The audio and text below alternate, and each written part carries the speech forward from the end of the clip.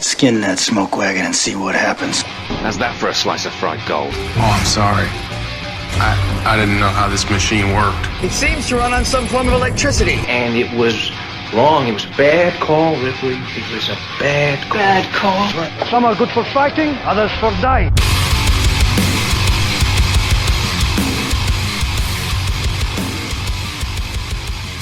It's Just Two Movies.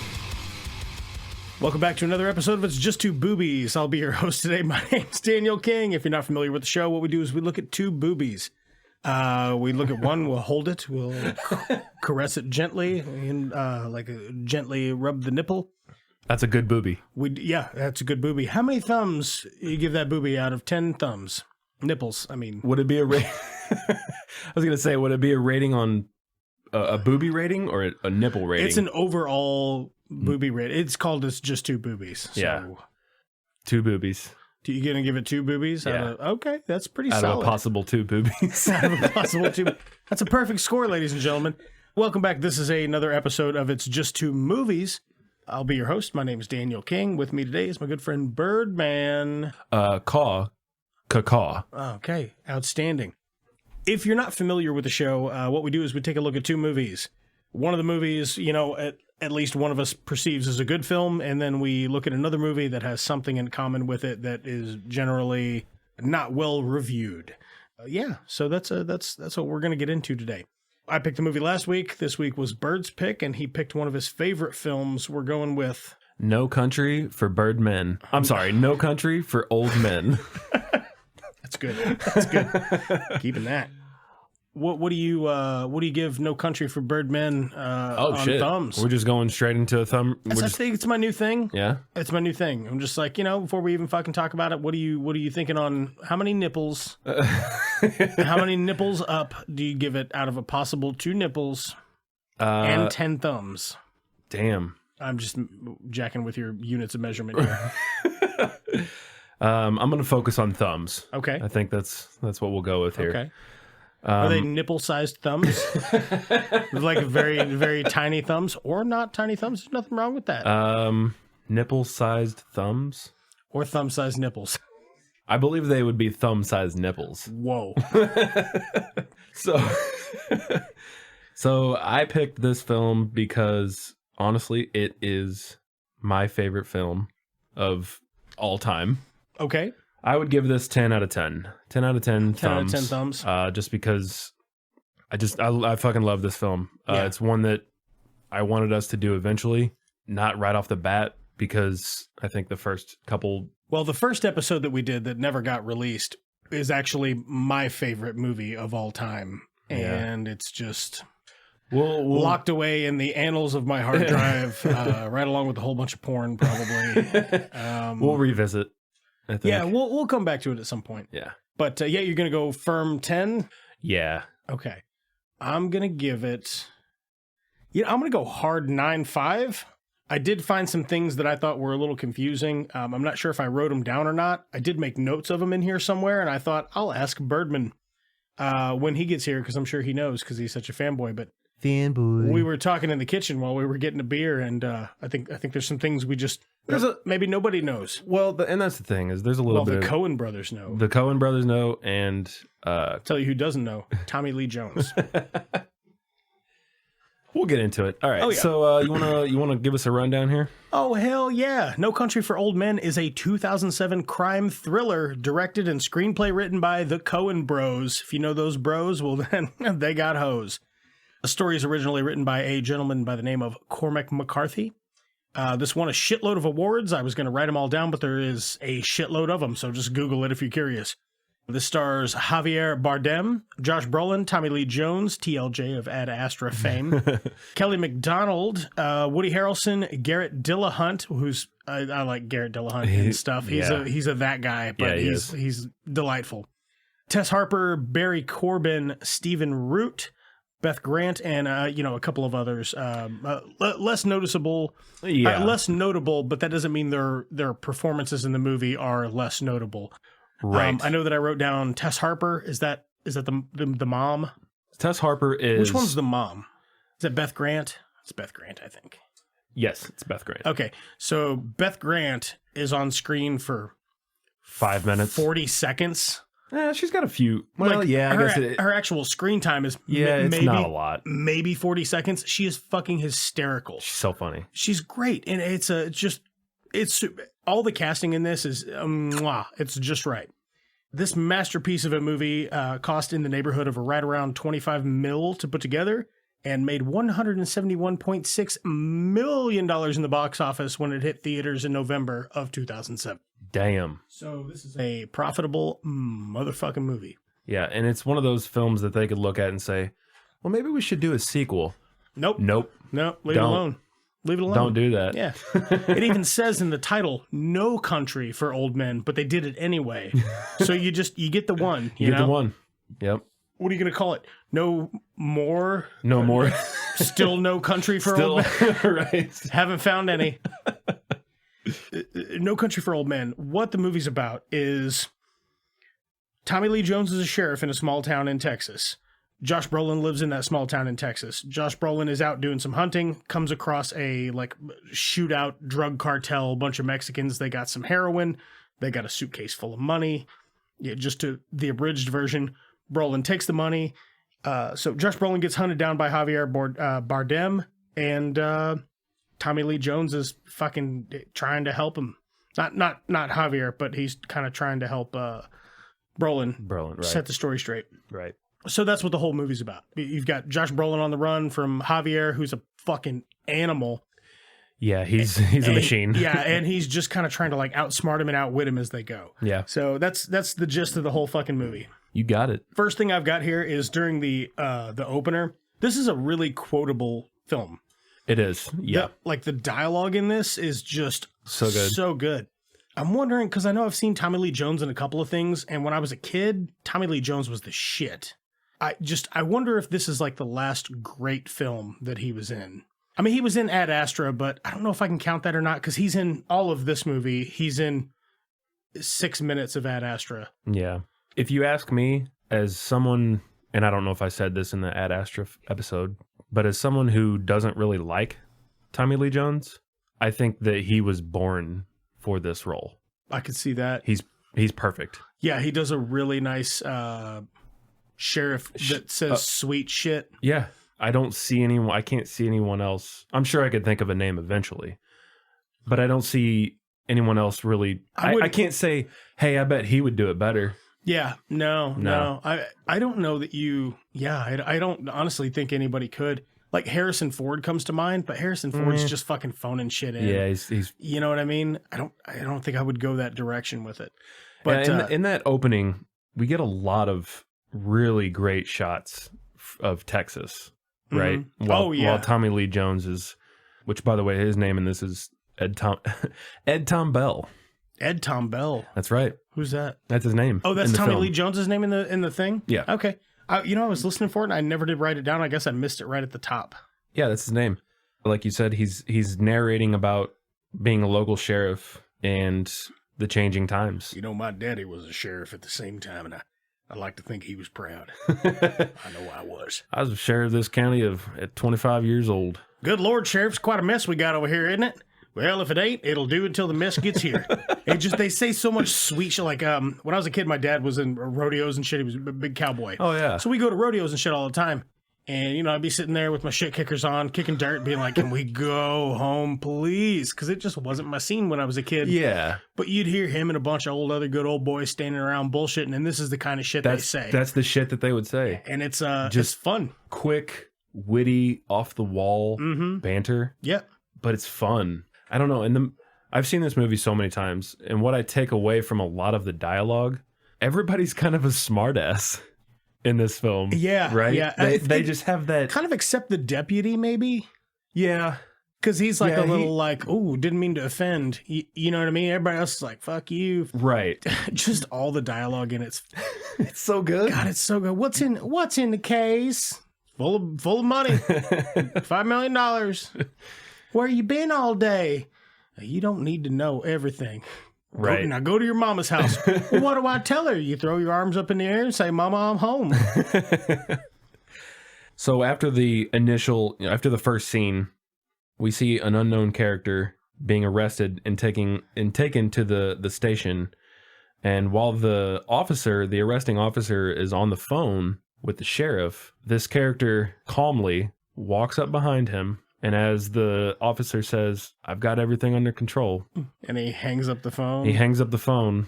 This guy that's in handcuffs fucking walks up behind him and just strangles him to death. Yeah. Brutally. It is pretty brutal. Quick disclaimer out there. If you're not into kind of gruesome and brutal shit, not for you. Maybe skip it. It's not overly gruesome. It's not overly gruesome, but there's some kind of disturbing shit in it. There's enough. Right. Yeah. And you can tell at that point it's Javier Bardem. He is just the look in his eyes as he's strangling this man. Like he's reading the paper. It's haunting, but at the end though, when his eyes just like, I don't know, it's almost haunting. He you know what loves I mean? it. He just fucking lives for this. I feel like he's probably got a heart on. You think? He fucking very well could. Yeah, he's Javier. I wrote Bodine in my notes. Javier Bardem.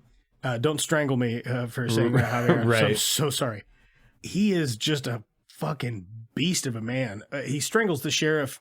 And from the opening scene, the first time I ever saw this movie, it's been several years, but the first time I saw it, I knew that was for me when it panned back to where he had the dead body of the sheriff laying there on the floor. Mm-hmm. And you can see all the scuffs on the floor from where the guy was like kicking his feet because he's wearing cowboy boots. Everybody's wearing cowboy boots in this movie. Right. Big spoiler. If you're into Wild West footwear, check it out. Great film. You got a lot to live for. Man, it's just fucking brutal, man. Like, just the way that it's shot and panned out. It's not showing you the guy's face. It's just like his legs and the floor that's scuffed up from the struggle, and it is pretty fucking brutal looking. It's heavy. Yeah. Yeah. So you got old cowboy Brolin doing a little hunting. Yep. He happens on this like shootout at the OK Corral, man. It's just a bunch of fucking dead people. Right. He from a distance, he sees what, like 5 trucks. Yeah, something like and that. He uses his binoculars. Yeah. And then he's able to see several dead bodies. Yeah. It goes down to investigate, and the next thing I have written here is, "Who doggy? That's a lot of smack." So they have like a... Is that heroin? Or it's heroin. Is it heroin? Yeah, Tommy Lee Jones remarks on it later, because I was like pretty sure that's heroin. Yeah, so there's a truck full of heroin. Like the bed of the truck is just lined with heroin. They just casually have a tarp over it. Right. I mean, I guess if you're in fucking BFE, Texas, they're in the. It doesn't matter. You can just have a truck full of heroin. Somebody's like, "What you got back there?" And you're like, "Pig shit. Go fuck yourself." And right. Like, all right. Just flash your gun real quick. Well, I meant no offense, young sir. I'll tell you what. Why don't you come on down? We're about to go have a little supper. So he happens upon a survivor. He tries to figure out where the last man standing is. He gets nothing. But as someone who is probably an avid hunter, I would say, Llewellyn Moss. Seems that way. By the way, back to cowboy name talk. Great fucking cowboy name. Llewellyn Moss. Yeah, Llewellyn Moss. Yeah. That's a solid fucking cowboy name. A perfect cowboy name for Josh Brolin's character. Not Ted. Not Ted's a shit cowboy name. Yeah, fuck Ted. If you're not familiar with that, go back and listen to the Sicario This Means War episode. We're on a Brolin kick, I guess. Yeah. But carry on. We are on a huge Brolin kick. Bro. As we see, Llewellyn is probably an avid hunter, so he's able to essentially track down the last man standing who's not alive, but he has the money. Right? Solo uno hombre. You're the last man standing? He says fucking sweet shit. The guy dying in the truck. He's like, agua. He's like, I done told you I ain't got no water. agua. Yeah, I ain't got no agua. Yeah, he takes the satchel. He's dead. The last man standing is not standing. He's like laying under a tree dead. But he takes the satchel, opens it up. Obviously, there's a fuck ton of cash in it. He steals a couple guns, right? He takes a pistol off the guy that had the money, and he took like a little submachine gun with a big fat banana clip off that gun was fucking, that's tight. Yeah. It might even be an Uzi. I used to be a lot more up on my automated handgun. But it is. It's like a Uzi with a shoulder sling and a extra big old fat ass fucking banana clip on it. Right. So it's if you wanted to pepper some motherfucker down, that's the tool for the job. That's the gun. So at home, he stashes that gun underneath his trailer. Mm-hmm. This is where we get some really good banter between Brolin's character Llewellyn Moss and his. Are they married, or does it ever? I think it's his wife. And what's her name? Carla Jean. Carla Jean. Oh, Carla Jean. You know, she works down there at the Walmart. She's Carla Jean. She's working down at the Walmart. Not what no more, about Llewellyn? Oh, he's a welder. What kind of welding's he do? He do TIG welding. I said, I'll tell you, motherfucker, if it's made of metal, I'll weld that shit. Yeah, I don't know, man. It's like, if you were to go to our local Walmart, right? It's how you would hear most of the patrons talking. She keeps questioning Llewellyn. What's in the satchel? That's a really good impression. You like that? What's in the satchel, Llewellyn? What's in the satchel? Now, Carla Jean, you ain't got to know everything. And he says at one point, "Keep running that mouth. I'm gonna take you in the back and screw you." What'd she say? Well, I guess I don't need to know, but blah, blah, blah, blah. He's like, keep it up. Whatever he says. Just the exchanges in the dialogue are just exquisitely written. And I would really like to know whoever wrote most of the dialogue. I mean, the screenplay's by the Coen brothers. Right. So whoever put most of the dialogue together for this, I wonder where they would go sit and get their inspiration for the way most of this pans out. Would you think like John's Styling Shop, the barbershop here in Von Terre? That's got to be it. That's got to be it. They came to Von Terre to...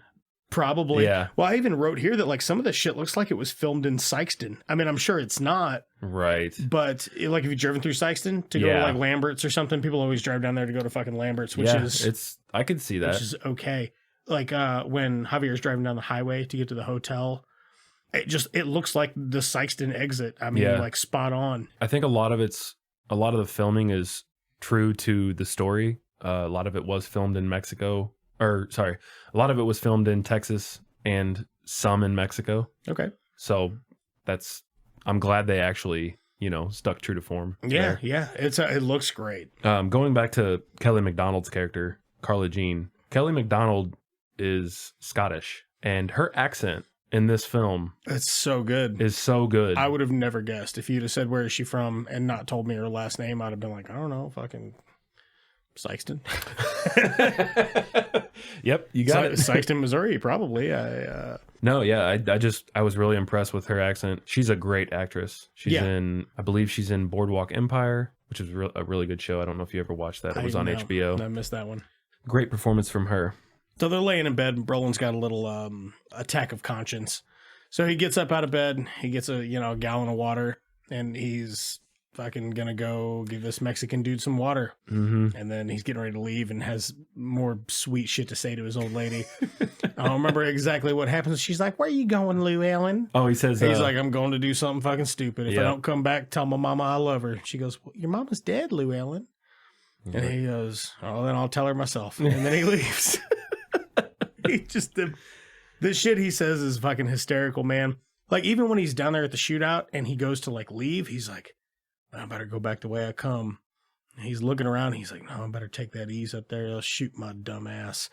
Yeah. And that's the kind of shit I say to myself. I just, even like the solo dialogue that's spoken out loud it could easily be internal monologue.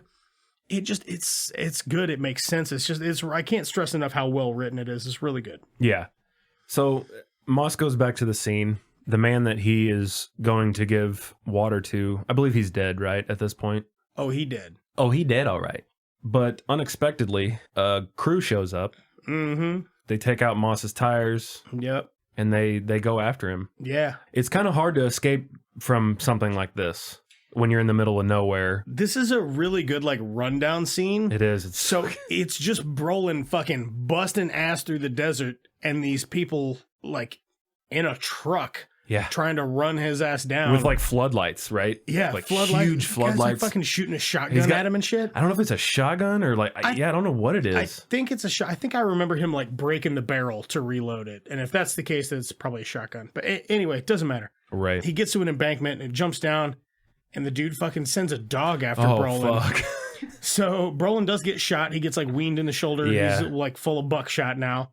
And they send a dog right. after his ass. I gotta tell you, man, cute fucking dog. I mean, it is just what kind of dog do you think that is? Adorable. It's a pit bull.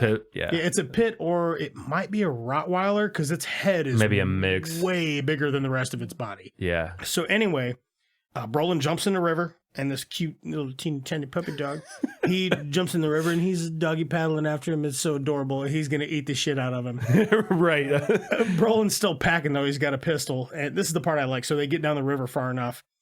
Brolin's got that gun stuffed in his drawers, and he pulls it out, takes the clip out. He's like blowing in it and like cleaning it out and knocking the water out of it real quick because he knows he's done this shit before. Mm-hmm. Like that gun will fire as long as the pin's dry. Right. As long as the pin's dry and the casing's not, the casing didn't leak, which normally they won't pass a QC inspection if they do. That was the one detail that I loved though, that he knows he has to do that. Yeah. Right. Just little tiny things. Even though he's about to get his ass chewed up. Oh, he needs to dry that out. Yeah. So he does. And this dog is, seconds behind him. Yeah. So he gets there and the dog is like leaping through the air, about to tear his fucking face off. And just in the nick of time, he fucking unloads one into the dog. Yeah. Now he's got no boots. He's got buckshot in his shoulder. He's got a fucking wet gun. He's all wet. He's in rough shape. He's bleeding, and he's in the middle of fucking nowhere. Right. So he tears up his shirt, ties it around his shoes, and gets to hoofing it. Yeah. And we don't really know. I think he sees the truck. He might have got back to town from the truck that he saw. He might have flagged it down. I'm not sure. Could have been. So we switch characters here. We get to see a little bit of Javier Bardem's character. The gas station scene. Yes. I believe his name is Anton Chigurh, right? Or Anton Chigurh. Chigurh. Yeah. You mean sugar? You mean sugar? No, I do not. So this gas station scene is one of the best scenes in the film, I think. I'm gonna say it's the. You think it's the best? I think it is the. What it does is it's a perfect characterization of Javier Bardem's character. Of, if you want to know the kind of guy that he plays in this movie, you can watch just this one scene. And it tells you everything that you need to know about this fucking guy. A, that he is eccentric. B, that he is utterly ruthless. Yeah. And C, that he has no qualms about like being punctual or polite. Right. Like he does not care to be as abrasive as he possibly can. Mm-hmm. He's not there for small talk. He's not there for fucking pleasantries. He'll ask you a fucking weird question that culturally is not something somebody would say to another person. And when they go, what? He'd go, are you deaf or are you fucking stupid? I asked you a question. Answer me, bitch. Right. Like he just is along those lines. He's a rude boy. Well, he wouldn't say it like that, but. So, and he's got a haircut that kind of makes his head look like the tip of a penis. So it's everything you need to know right there. I wouldn't remark about it, though, to his face. No. Because he would murder me. Right. Yeah. He would straight up murder you. Yeah. No questions asked. No. But this is another spot where we get some really great dialogue because the gas station attendant, he's just trying to bullshit with Bardem's character, Anton. And he says something along the lines of, y'all getting any rain up there? Getting any rain up there where you're from? How the fuck do you know where I'm from? He's like, oh, I seen your plates when you pulled in. He's like, what fucking business is it of yours? Like, I will tell you this: if you've never seen this movie, if you're at all interested in going, I wonder if this is for me or not. Mm-hmm. Kevin James actually does a really funny. He has a really funny YouTube video where it's like he's the sound guy in this movie. Yeah, but he's like rehearsing lines as if he were the gas station attendant. Right. So essentially you get to watch like the whole scene go down but it's 3 minutes long and it's Kevin James instead of actually watching the movie in the scene with this guy. It's like 10 seconds of funny, and then it's the exact same scene. Like, Kevin James actually does a really great job. He does such a great job. He fucking nails it. He nails it.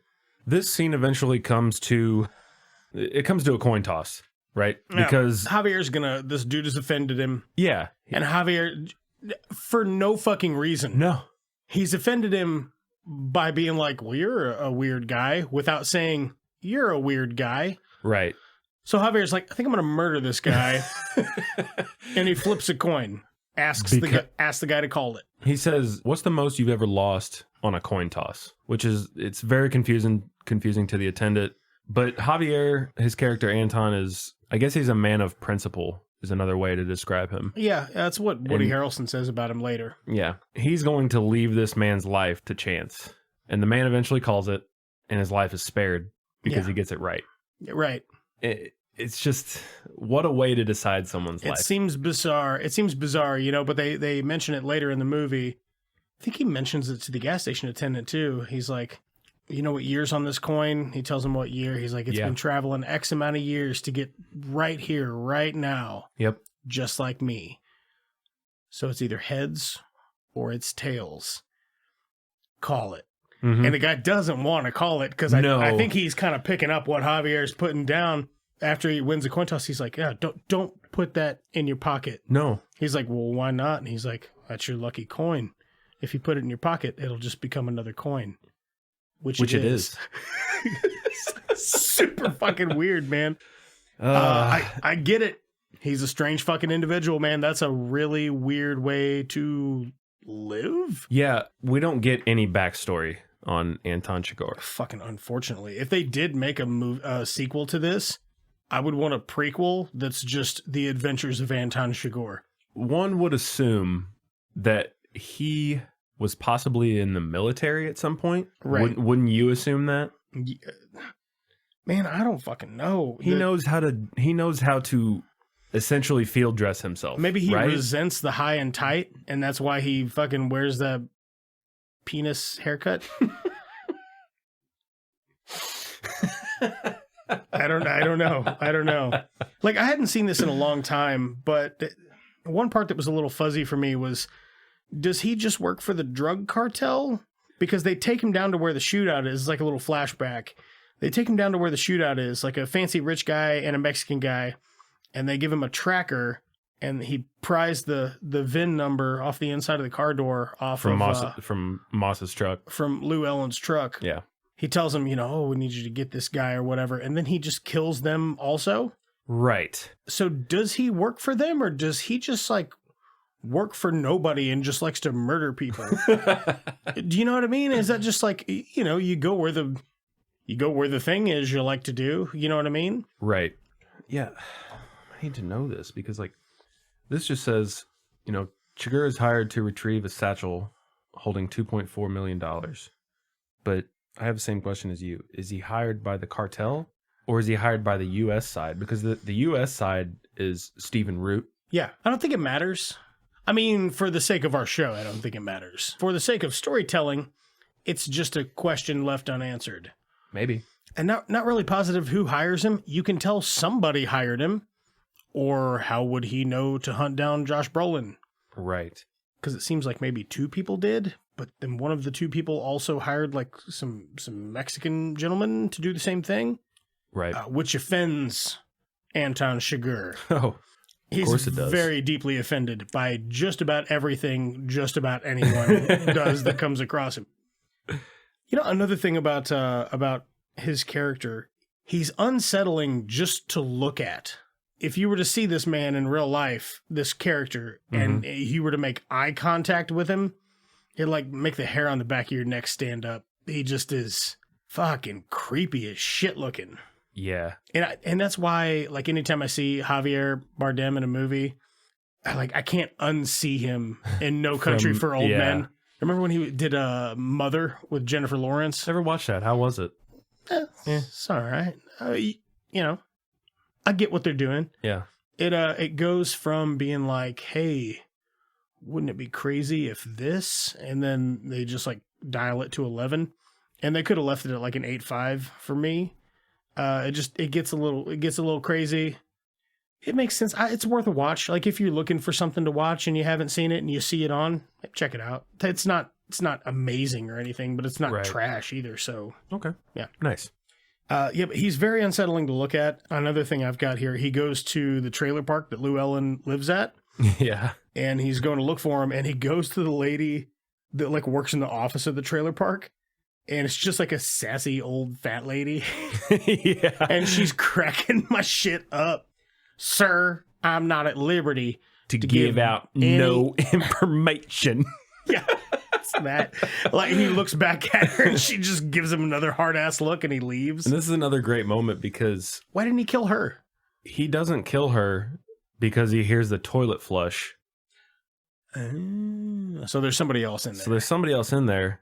So she's spared just because of that. Because that would be it would be more inconvenient exactly to kill her than it would be to leave her alone. Whereas normally he sees killing people as the most inconvenient thing to do.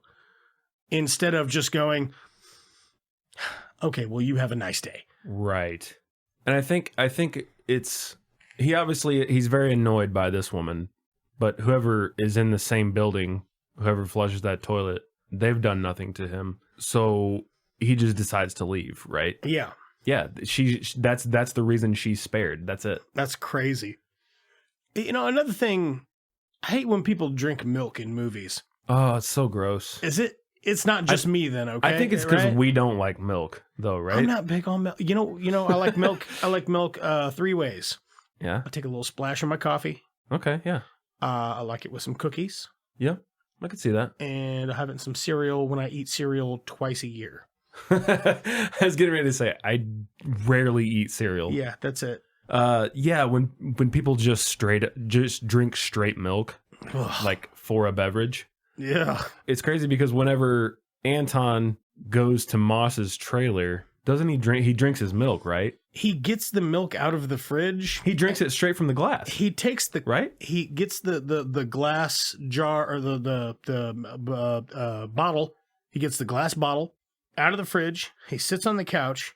He opens it, and he stares at the TV. But I don't know if you actually see him drink it. I think it's inferred that he does. Thought we did, but I could be wrong. But then Javier takes off. Yep. Not 10 minutes later, Tommy Lee Jones rolls up at the same place. He just missed him. He's like, well, milk's still sweating. Yep. And Wendell's like, oh, Sheriff, we just missed him. For a man, we got to get an APB out. Who are you looking for? A man who recently drank milk?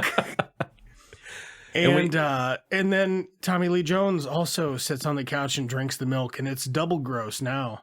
It's double gross. Yeah. Because he's drinking that same milk that fucking Anton drank. And it's been sitting out for 10 minutes. That's nasty, boy. That's gross. Milk's got to be ice cold. If I'm drinking milk at all, it has got to be ice cold. Yeah.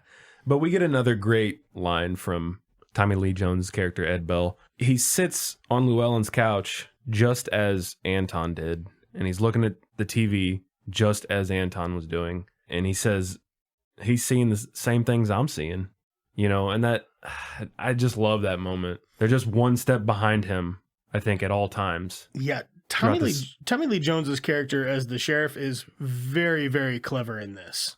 Mm-hmm. Like, very, very clever. Yeah. For a county sheriff, So Brolin's got the cash. He's on the run. He sent what's her name? Yeah, he sent his wife, Carla Jean. He sent her away. Now, Carla Jean, I want you to go to your mom's in Odessa. Yep. She goes, well, what am I going to tell her? You just say, hey, mama, I'm home. So he sends her to her mom. Her mom's, he's on the run with the cash. Javier's hunting his ass down, and Brolin has the dough posted up in an air vent in a motel. Yep. Javier called a bunch of numbers. When Javier's at Brolin's place, he finds his phone bill. So he starts calling a bunch of numbers on there. He sees the number from Odessa, so he calls. And Carla Jean's mom answers the phone, and he goes, "Is Llewellyn Moss there?" And she goes, "Why would he be here?" She's so funny and neurotic, man. It's just, well, why would he be here? I don't even. So he just hangs up the phone on her. That's right. And that's so smart of Anton. It's just another thing that we see from him where he just knows what the fuck he's doing at all times. He takes Llewellyn Moss's phone records, and that's how he tracks him. Mm-hmm. Right? Yeah. I love, so Javier's got a little tracking device. Yeah. That you mentioned, I think you mentioned it. One of the cartel guys gave him. I cannot tell you how much, I love a gizmo in a movie if you've just got like a little gizmo thingy. This is, it looks so fucking stupid. Well, it's the 1980s. Yeah, it is the 1980s. It's a little gray box with an antenna and a meter and just one blinking light. And then that's it. It's pretty comical looking. I mean, just to look at it. I get it, and it probably... It's a transponder, right? Yeah. Isn't that what they call it? Yeah, I think so. Yeah. Yeah. Yeah, and it's just, it's got a little receiver that's hidden in the cache. Right. And Moss doesn't know this. By the way, if you're not dumb, if you ever find a suitcase full of money, the first thing that you do is flip through all the money and then ditch the suitcase. Yeah, I think that was obviously an oversight by Llewellyn. Yeah, for a guy that's so clever he is, and everything for the rest of this movie, I'd have went through the cache first. Yeah. He figures it out, though. But it's the 1980s. That's true. Yeah, a tracker. Are you really expecting a tracker in? I wouldn't be expecting a suitcase full of $2.6 million either. That's true. Damn. Yeah. Damn, that's a lot of money. Oh, boy. Ooh, doggy, that's a lot of smack. So Moss, he rents an additional room, though, right? At this hotel. Oh, yeah. He rents the room that he stashes the money in, and then he gets the room adjacent on the other side of the building that like butts up to it. Right. So he can try to retrieve it via the air vent. Right. Which is pretty smart, I think. That's pretty clever, yeah. But eventually Anton finds him with the tracker. Mm-hmm. Because they're in Del Rio, I believe, at this point. Yeah. He knows where he's going from the phone records. Oh, yeah. And Javier's got a shotgun with a silencer on it.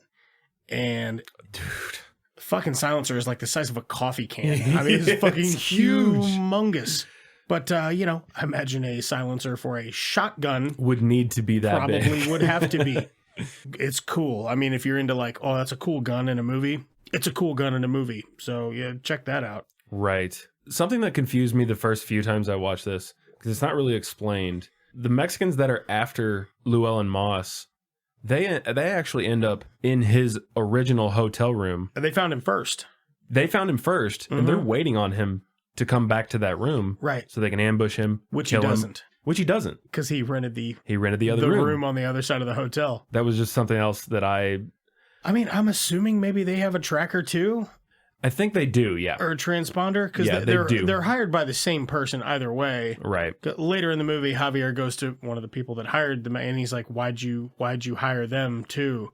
He goes, I just thought, it'd be nice to have more people looking for it. And this offends him because you pick the right tool for the job. Yep, that's what he says. And he's the right tool, and it's offensive to him that you would hire someone else. Think that anyone else. Yeah. He's the man for the job. I tell you what, man, if he was a real guy and I needed some killing done, that's who I'd call. Yeah. If I knew him, actually, I probably wouldn't because I'd be afraid I would offend him. Right. And then he would kill you just because you hired him. Yeah, or he'd have you call it. So Anton finds the Mexicans in Llewellyn's room. Yep. He kills them. Llewellyn hears this. Kills all. So before he goes into the room with the Mexicans, he takes his boots off. Very smart. And then he goes, which I thought too. I was like, that's clever. So they can't hear him. Can't hear him coming. Clopping because they're cowboy boots. And then he gets in the room and he shoots all these Mexicans, and it is brutal. Yeah. With his sawed-off shotgun, or with his shotgun with a silencer on it. And then he kills all these dudes. And then before he actually searches the room for the money, he takes his socks off. I think because he got a bunch of blood on the socks, right? I thought that's why he just like doesn't like having blood on himself. Maybe that could be it. Because the guy he kills that's in the hiding in the shower, he like closes the curtain and then shoots him so he doesn't get blood on him. Right. And he always kind of like avoids stepping in blood. So that's maybe he just has like an aversion. Maybe it's like a tick of his. It's a good observation. I mean? Yeah. What a weird profession though. Right, you're a hitman. Yeah. But you hate blood. And that'd be like if you just think grease is the most disgusting thing on the planet, but you're a short order cook. That just doesn't make sense. But it's Hollywood, doesn't have to. Right. So it's just a weird characterization. I was watching it. I'm like, why the fuck did he take his socks off? yeah. I'm like, oh, maybe he got blood on his socks. I'm like, yeah, but why would he care? Like, why would he take the socks off first and then search the room? Wouldn't he like just have bloody socks and then search the room and then take his socks off and leave? Because now he might have blood on his feet. Because look, I don't know if you've ever shot 8 dudes with a shotgun with a silencer before, but there's fucking blood everywhere. You're gonna get a little blood. You're gonna get a little blood. You're gonna get a little blood all over yourself. But it was imperative, I guess, that he removed his socks. So yeah, I think that's just supposed to be like a tick that he has. You know what I mean? Right. Some sort of maybe he's on the spectrum. You know, He could be. that haircut's on the spectrum. I'll tell you that. On the spectrum of things that look like a penis. Whoa. Heyo. So Moss hears all this gunfire and he skips town. Right. And at this point in the movie, we meet Carson Wells, who is played by Woody Harrelson. Yep. Really great to see Woody Harrelson in this. And you also get, was it Stephen Root? Stephen Root. Stephen Root is in this. Something that's funny about Stephen Root's character, he didn't actually have a name. So on the IMDb page, it just says man that hired Carson Wells or man that hired Wells. Okay. That's literally what it So says. is Wells a cop? No, Is he just also a hitman? he's very similar to what Anton Chigurh is. He's Okay. kind of a hitman, I guess. And he's- a guy for hire, a man for hire. Yeah, is and what he's I think. also kind of a savant or whatever. He's like, when's the last time you saw him? And he's like, November 28th. Yeah, he just So many years ago, about 3:30 in the afternoon. Like, he just remembers... and he says remembers that. numbers and dates and Yeah, times he says and shit. that. I remember numbers, dates, times. Yeah, and he knows he's hot shit because he can do that. Right. And I think, yeah. Yeah. Stephen Root's character hires him to take down Anton Chigurh, right? Right. Because things are getting a little out of hand. Yeah, exactly. So, Brolin wises up, realizes somebody's tracking the money, finds the tracker. Yep. Now that he's got to a different hotel. Yep. And then there's a nice little gem of, a little game of cat and mouse between Brolin and Javier here. And right before this, though, Yeah. when Moss is at the new hotel, when he's checking in, he tells the guy at the hotel, he says, let me know if anybody comes in. And by that, I mean any swinging dick. Yeah. He goes, slides him 100, and he's like, well, listen, this is for you. I ain't asking you to do nothing illegal. Yep. But there's somebody that's been looking for me. And if anybody else checks in tonight, you call me. And I mean any swinging dick. So this is pretty good stuff. I mean, that's I think the kind of shit my football coach used to say in high school. Like, I'm not even joking about how fun it is to watch a movie like this and hear all these weird little, country style idioms and shit. That you've heard before. That I've heard a million fucking times. I'm like, oh, other people talk like that. That's nice. Brolin and Javier. We get a real good chase here, man. Yeah, a real good chase scene. I'm not going to go through all the details of it. No. What eventually happens is they both get injured. Yep. And Brolin gets away. And Yeah. then they both kind of go lick their wounds for a day. Right. Moss kind of gets the upper hand on him a little bit there at the end of that. Yeah. At the end of that scene, he does wound. He ends up wounding Anton. And like you said, they go to lick their wounds. Yep. Brolin walks to Mexico, so I guess they were super close. Well, he takes a truck. Oh, he takes the old boy's truck. Yeah. They're super close to the border. He drives to the border, and he just walks. He walks across the American-Mexican border. And he is bleeding, and I mean, motherfucker, a lot. And this is a thing that I've always wondered. I wish I had like we should get like a medical professional on the show one time and go, look at this movie. Would he be dead? Would he be dead? Because that seems like a shit ton of blood. Mm-hmm. And even Anton, when it shows him like, oh man, I love a bathroom surgery scene in a movie. I do, man. I don't know what I like about it so much. I think it's because they all feel so informative. Yeah. You know what I mean? I'm like, yeah, fucking, fucking do that shit. I've set a couple broken fingers that I've had in a day, and I've had to cut myself open before to dig some stuff out. And right. Anyway, what I was getting at is when Anton is doing he's like, cleaning his wounds and shit. He lays out that tarp, and he goes to like take his cowboy boot off. And the amount of blood. He can only bend it backwards a little bit, but you can tell that his boot is probably damn near full to the brim with blood. Mm-hmm. Like, because he just barely tips it over and like just thick black, ichor of life just leaks out of his boot onto the floor. It's fucking nasty. And but it's another instance where I wonder about his background, because he sews himself up. Oh yeah. He knows exactly what he needs. Oh yeah. And the way that he goes about getting these supplies, though, smooth as fuck. He creates a crazy diversion. Yeah. He essentially sets a car on fire and robs a pharmacy of what he needs in without broad daylight. Yeah, without anyone knowing. Yeah. Because he's created a diversion. Just a motherfucker that knows what he's doing at all times. Right. So Brolin winds up in a Mexican hospital. Anton Chigurh is just like in a hotel room cleaning his own shit up. It's a good couple of scenes. You know what I mean?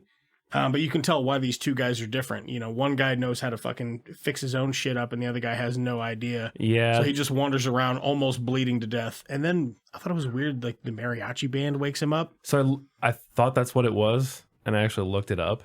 Moss has found, it's called I could be butchering the pronunciation here, but a Norteño band. Norteno. Yeah, and he gives them like $100 and they take him to the hospital. Medico. Yeah, right. Aura. And at the hospital, Carson Wells shows up. Orson Welles? Orson Welles shows up? That's fucking weird. He gives Moss a chance to hand over the money, right? Yeah.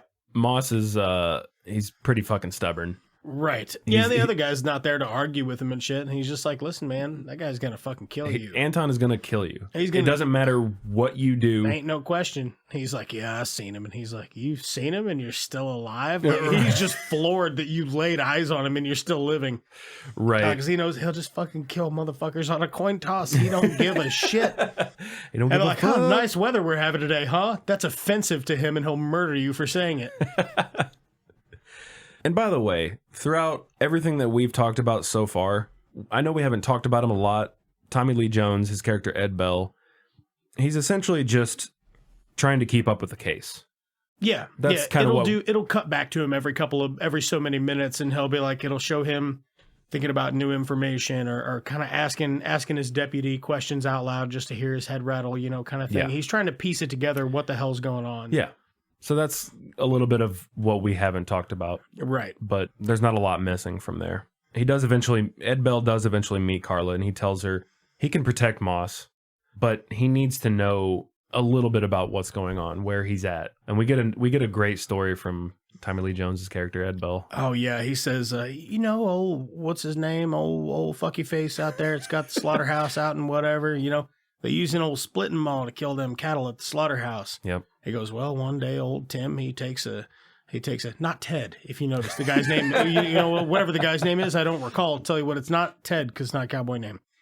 So he's like, oh, he takes a splitting maul and he hangs up this steer and the steer kind of comes to, and, old Ed or whatever his name is, he carries a side piece and he, you got 600 pounds of angry beef and he takes a shot at it.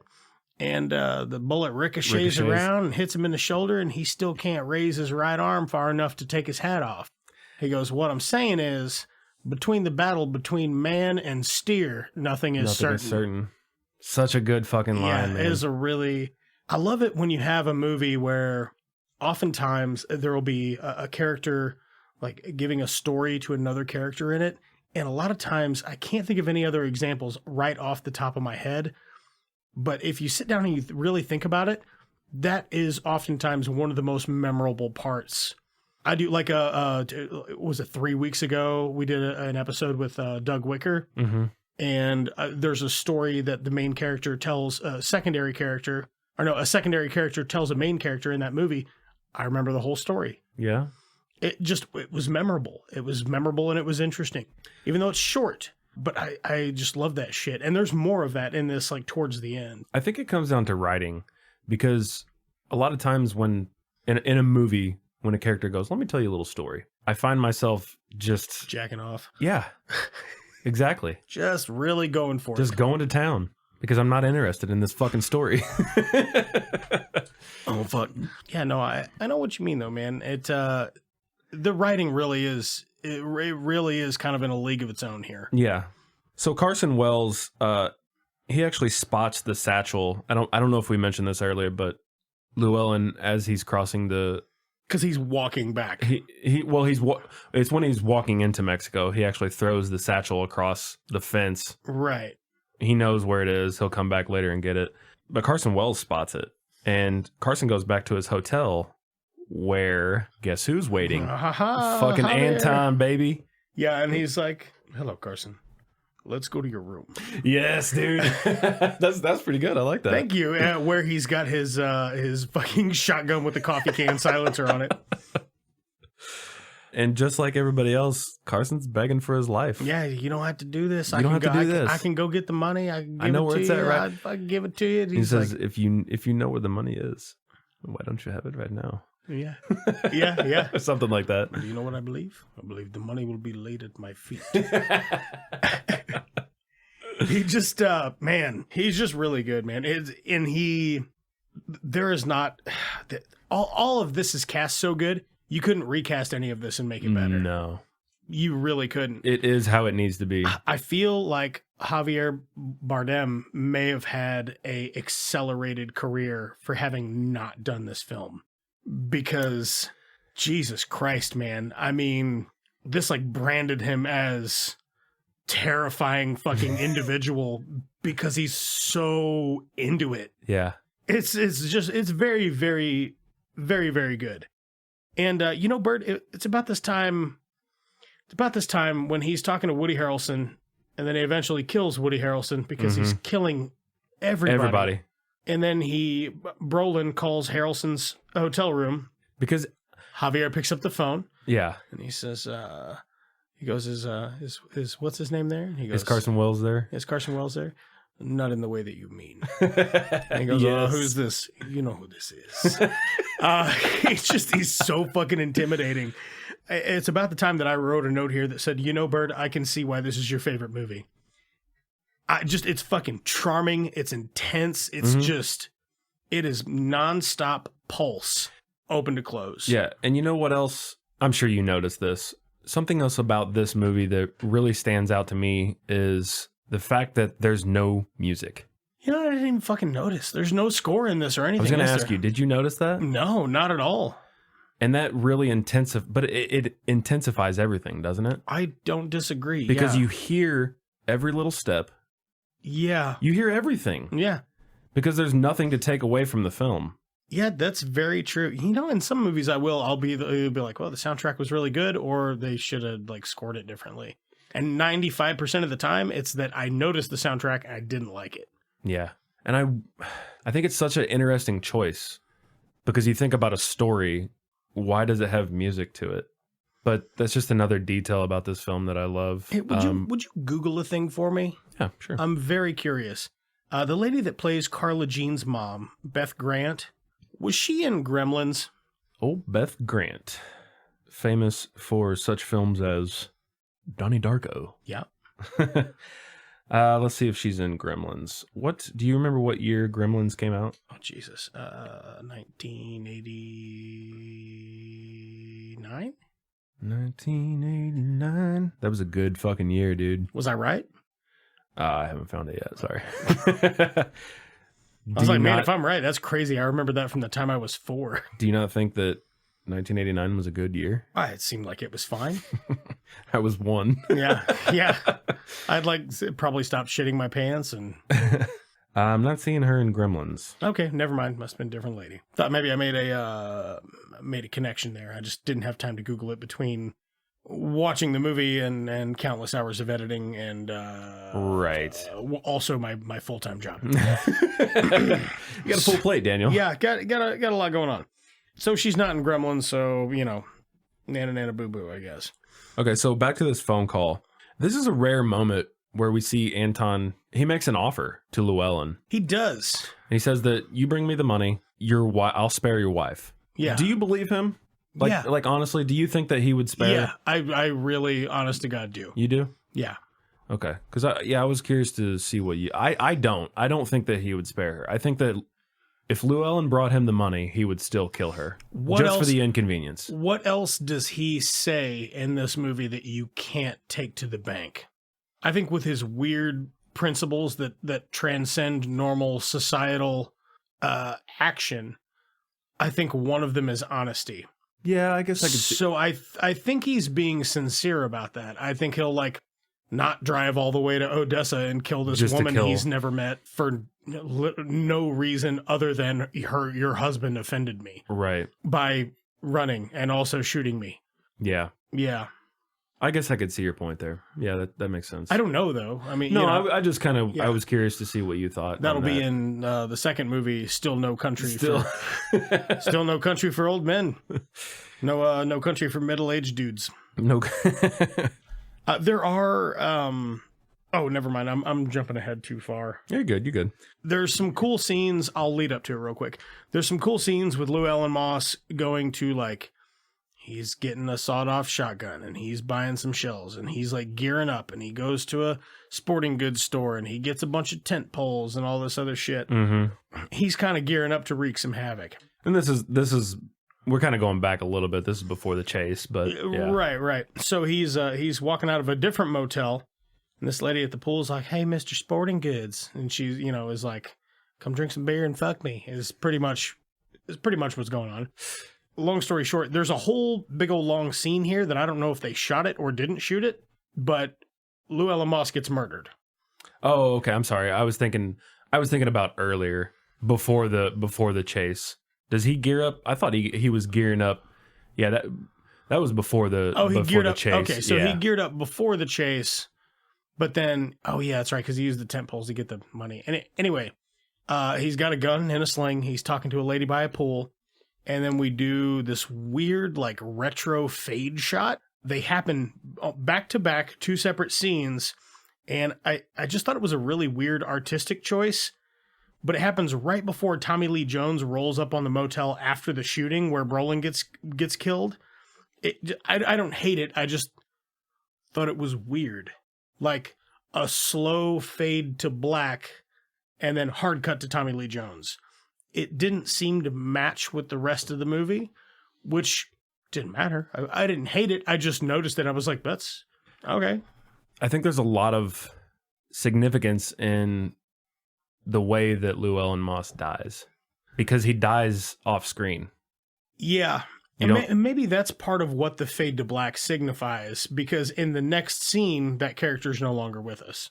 And right. And when do you, like, how many movies have you seen where your main character dies off screen? Fucking, I'm struggling to think of any apart from this one. I mean, I'm sure they're out there, but not by and large. Right. And I think that it continues that theme of this film of just things happen, right? And we can't control them. Which is the overarch theme of the whole movie. Right. The next thing that I have here, and I actually had to Google this, so it's a little fun fact tidbit. You might put it in your back pocket, take it home with you. If you want to be in law enforcement in Texas, you have to wear a cowboy hat. And if you want to play in Texas, you gotta have a fiddle in the band. That steel guitar is hot, but not for a Louisiana man. I'm gonna get fucking sued for this shit. At least I'm flat, though. You know what I mean? Yeah. Well, I don't sound good, but at least I'm flat. Oh, man. That's good stuff. Yeah. Thank you. Yeah. So Llewellyn, even though he's being chased by Anton this whole time, he's not killed by Anton. It's just a bunch of Mexicans, isn't it? Right. And do you know how they found him? I don't. A little bit earlier in the film, when Carla Jean and her mother are about to get on an airplane. Oh, yeah. I remember. She's like, where's my medicine? I put it right here. I got the cancer. We're going to El Paso. You know how many people I know in El Paso? This many. She's just a delight. And the guy's like, oh man, which bus are you on? Like he's like a Mexican drug cartel guy. Yeah, you can tell he's they're like, following. Can I help you with them. your bags, ma'am? And she's like, well, I thought no one would ever ask. I've never seen a Mexican in a suit before. At least there's one proper gentleman. We're going to El Paso. You know how many people I know in El Paso? She's such a fucking delight, man. And she just seems so... They're like, just give me the most neurotic, annoying old woman that you can do. And she's like, oh, fucking I got this. I got your back, baby. Perfect. Buckle Perfect up, role. motherfucker. But that is making the most of 40 seconds of screen time if I've ever seen it. Yeah, for sure. It's great. And it's funny because this woman is, I don't know. How old do you think she is in this film at the time? She's maybe in her 40s, but she's playing this old woman that's like 70. Yeah, she might be in her 50s. I maybe don't know. 50s, yeah. But no, she's an amazing character actor, and she is in she's in a lot of great stuff. But yeah, Carla's mom accidentally reveals Moss's location, and that's how the Mexicans find him. They kill him. And that's the end of Llewellyn Moss. That's the end of Llewellyn Moss. So Tommy Lee Jones, he goes to a diner. He's talking it down with another much fatter cop, also wearing a cowboy hat. And they're, hamming it up and saying sweet old cowboy shit. And Tommy Lee Jones goes back to the hotel. Oh, yeah. And he's about to kick the door open. He makes a thing in the beginning of the movie about how he's like doesn't even take his gun most of the time. And he's got his gun and he actually draws it before he pushes the door open. And he's talked about how he's never drawn his gun and blah, blah, blah, blah, all this stuff at the beginning of the movie. And then you see, before he pushes the door open, you see Anton Chigurh's character like sitting in the shadows. He's hiding behind the door. And then Tommy Lee Jones pushes the door open, looks around the room. Nobody's there. He sits down on the bed. So I was wondering, I'm like, what is up with Javier Bardem's character hiding in the shadows, and then he's not in there? Like, clearly he's in the room. He wasn't. He's in Carla Jean's mom's house, hiding in the dark, just waiting in a corner in a bedroom. Is that what happened? Yeah, because he's still there in the exact same spot. Tommy Lee Jones just sits on the edge of the bed, and he's like, fuck me, man, fuck. And then it cuts to the next scene. Carla Jean's mom has passed away. Carla Jean's burying her mom. And then she comes back to the house. She's sitting at the kitchen table, having a cup of tea or coffee or whatever. And then she goes into the bedroom, and that Javier's sitting in that seat, sitting in that chair in the corner. And that's where he was in that previous scene, which is why that kind of didn't match up. No, I'm pretty sure he was in the hotel room. I don't think he's in the room. Because he retrieved the money. Javier didn't retrieve the money, though. Wait, if Javier retrieved the money, then he must have got it from over the border, because nobody ever took it. No, Llewellyn Moss had it. The Mexicans got the money. Yeah, you're right. The Mexicans got the money. So that weird little cut scene, he is there waiting in the dark, but he's not there. He's waiting on... He's waiting on Carla Jean because he gave his word. I'm going to fucking kill your wife. Yeah, sorry, I was misremembering a little bit. No, it's okay. I watched it last night. Yeah, right. Yeah. I watched it a few days ago, so I'm like... I thought after I had finished the movie, because it's like right at the end here, I was still thinking about it because I'd written it down like, why is he not in the room? And then I'm like, oh, he's at Carla Jean's house. And then I was like, that's really clever, because what Tommy Lee Jones is thinking before he pushes open the door is he unholsters his gun because he's like, this guy's a fucking maniac. And he very well, I guarantee it, is standing somewhere hiding in the dark. And Tommy Lee Jones is right. He is hiding in the dark. But not there. Just not there. Yeah, and that's exactly what he's doing. He's hiding in the dark waiting to fucking kill somebody. It's just not Tommy Lee Jones. Crazy, man. Yeah, just really well shot, put together. That is clever use of a visualization to show in a film. Like, nothing about that had to be written into the story. That's not, I'm sure, part of the book. Cutscene to show Anton Chigurh hiding in the dark. It doesn't say that in the book, I'm sure, even though I haven't read it. But that's a really great use of using the visual medium to show you something that's like, hey, real quick, here's the boogeyman. He is real, and he is hiding under a bed. Just maybe yours, maybe not. You know what I mean? Right. Oh, man. So, yeah, and right around the time that, Carla's burying her mother, it might be before, I don't remember, but Ed Tom Bale, he visits his uncle. And he just talks to his uncle about, he feels he's overmatched. Yeah. Because of all this violence. And his uncle reassures him that it's always been this way. He tells him a sweet story too. Yeah. He's like, you go, this ain't new. This is nothing. This ain't just because of you. This is just how it's been. And he tells him, you can't stop what's coming. Yeah. It's always going to be this way. Yeah. And then this is kind of how it wraps up. So he retires. Tommy Lee Jones. He does end up retiring. He retires. He goes home and he's talking to his wife, and she's making him breakfast. He says, I had dreams last night. She goes, what are they? I promised to be nice. And he says, he goes, head one. I don't remember what it was exactly. He talks a little bit about it. It's not important. No, the first one's not really important. Second dream, he said he's out there riding in the desert with his dad.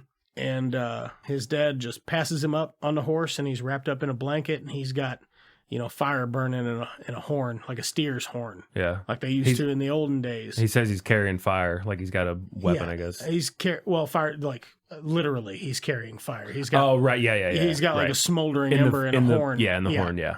So he's riding ahead, and he didn't say anything to me. He's going ahead to start a fire somewhere out there in the dark, and when I get there, he'll be waiting.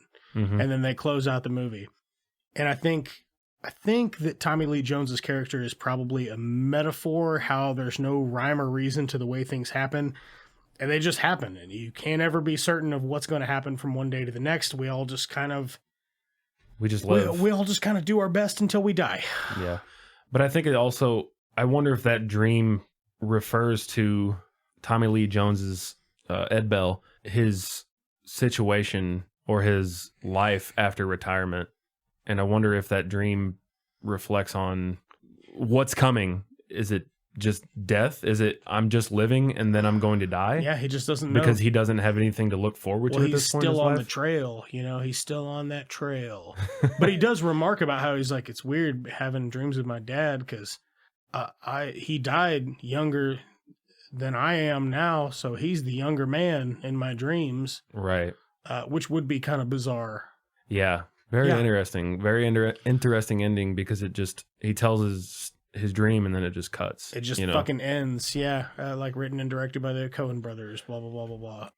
Man, it is really fucking tense. Like, especially the ending, you just kind of have this like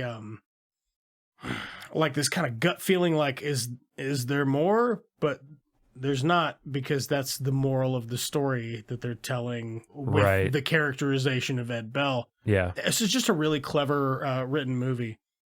Do we want to go back a little bit? I mean, could you insert this? Because we didn't really talk about Carla and Anton's. It's your movie, man. It's No Country for Bird Men. So No Country for Bird Men. Yeah. Just going back real quick to Carla, Jean, and Anton, their little encounter there at the end.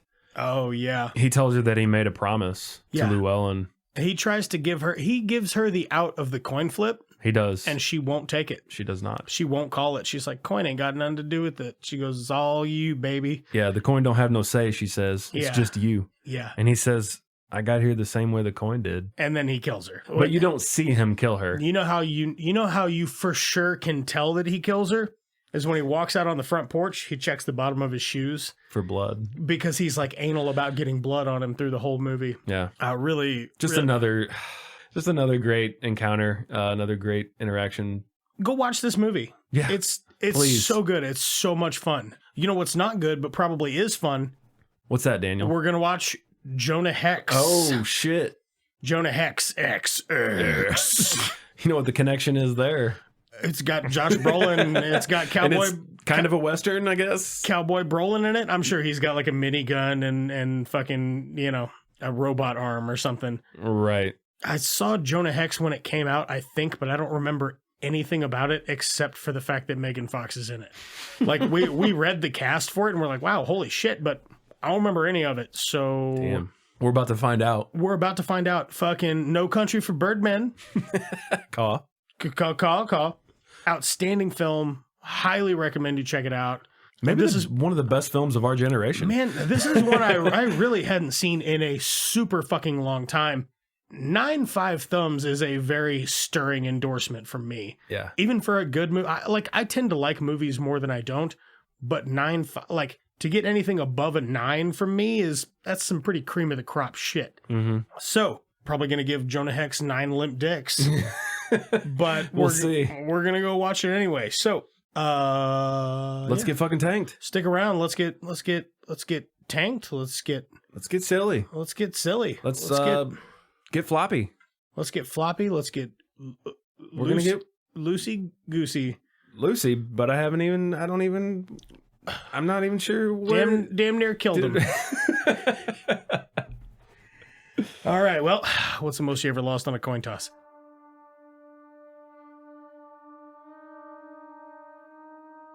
In a world where two men want to date one woman, but they're buddies. Only one man will date the woman.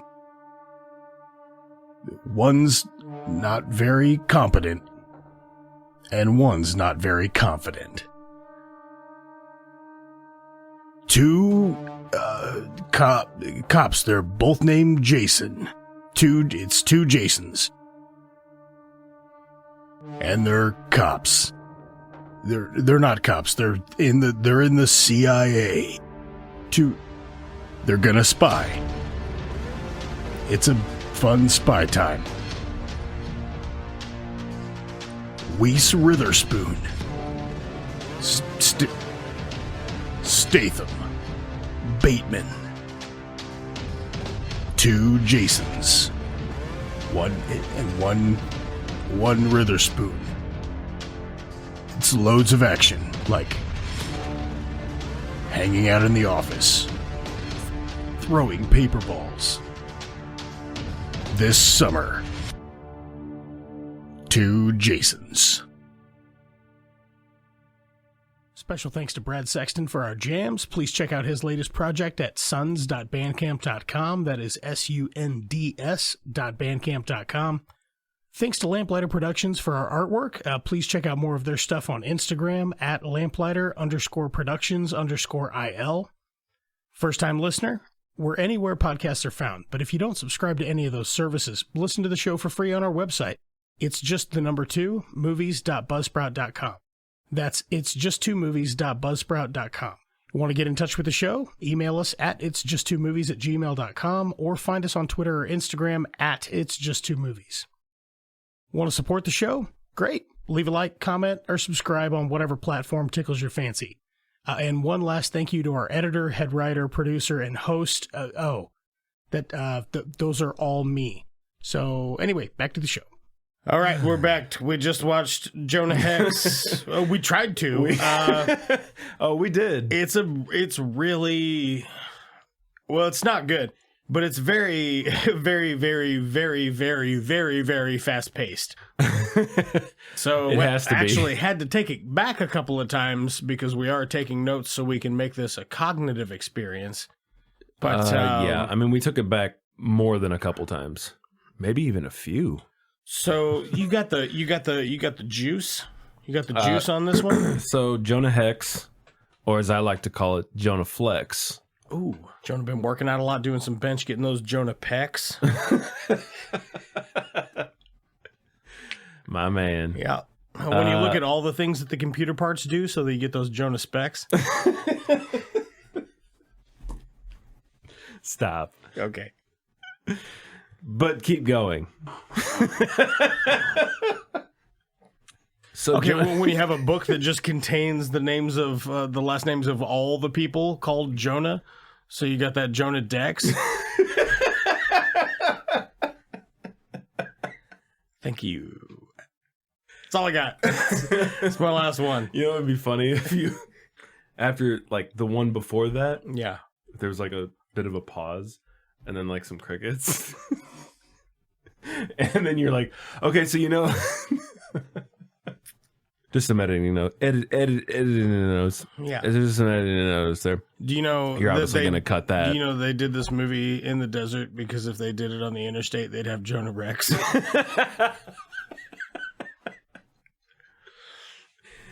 Okay, that's enough. That's enough. Okay, that'll do, Dan. Okay. Jonah Flex. Yep. Is a 2010 thing that was directed by, unfortunately, Jimmy Hayward. Okay, of no fame. Of Hollywood. Of Hollywood. What would you guess the film's budget was? Oh, we spoiled this. They spent a lot of money. I'd lost a shit ton of money. That's right. 75 mil? No. So the budget was 47 mil. Okay, it's still a lot. For 2010, though, what do you think? Like 2010, that's a lot. That's a lot of money in 2010. Yeah. I was trying to think of what other 2010 films we could compare this to as far as CGI goes. So Jonah Hex, $47 million budget. Opening weekend was $5 million. and it grossed worldwide just under $11 million.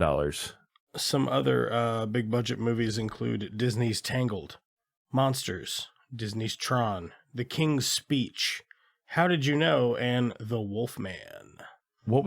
Can you pull up Tron? What was the budget for 2010 Tron? $170 million. So more. We thought 47 million was... 47 million is a lot. No, it is. But for Hollywood, is it? I guess not enough, though, to do whatever it is they're trying to do here. So how much money did this make? I told you. I just told you. It's like $10 million, like right? less than $11 million. Yeah, it's not very much. So they lost their fucking asses off. Why? Yeah. When Josh Brolin would take a shit, he had to send it back to that company because they paid for that food. They want that shit back. So right off the bat, as a movie, oh, okay, good man. what would you rate this on a scale of? Okay, so I will sit through damn near anything. Yeah, this is a movie that for me is very well within the danger zone of me just turning it off in the first 10 minutes and be like, no, I'm good. This ain't it. And which is weird because it's got an incredible cast. I was just getting ready to say, for such a bad film, the cast is how did anyone in this film that has a name they all have names. Do they? Surely. How did anyone get dragged into this? I'm sorry, what was the question? Can you repeat the question? Definition. How did these actors get drawn into this project? Probably from being in the wrong part of town. So we'll touch on that here in a minute. All right, so I'm gonna give you the silly abridged version of this. In the voice of Jonah Hex, to the best of my abilities. Yeah. If you want to do the Jonah Hex thing really well, it's super easy to do. You close your mouth, and you can only talk out of one side of your mouth, and just drop it a little bit. Put a little gravel in it. You know what I mean? Is that like a character we've seen before? Maybe in another comic? From Josh Brolin? No. A character. It's Batman. Yeah. Yeah, it's Batman. I'm not gonna do it for an hour. He's doing Batman. I mean, he's doing with a weird facial prosthetic thing. I mean, is he doing Batman though? I guess he's doing Is Batman doing him? I get picking up what you're putting down. But he's also doing Two-Face though, right? He's doing both. Two-Face as Batman. My God, that's so method, right? And not good either.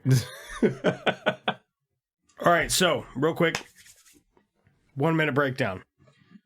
Brolin killed some dudes, and dude burned his kid alive and left him strung up with a mark on his face to die. And then he comes back, and he's a-coming, but now he's brought back to life by Indians, and he can talk to dead people, and they're talking, and they're saying things like, that way. And now Jonah, he's hunting for bounties, and he's killing 4 brothers, but it looks like 3 brothers, because one of them is just a head in a bag, and he's got it in the bag. But they're not going to pay him, so he's going to kill all them sons of bitches. You ever just take a bunch of beef up a ladder, to raise the stakes? Because now the fate of the world depends on Jonah, because John Malkovich is still alive, surprise bitch, and he's making the weapon.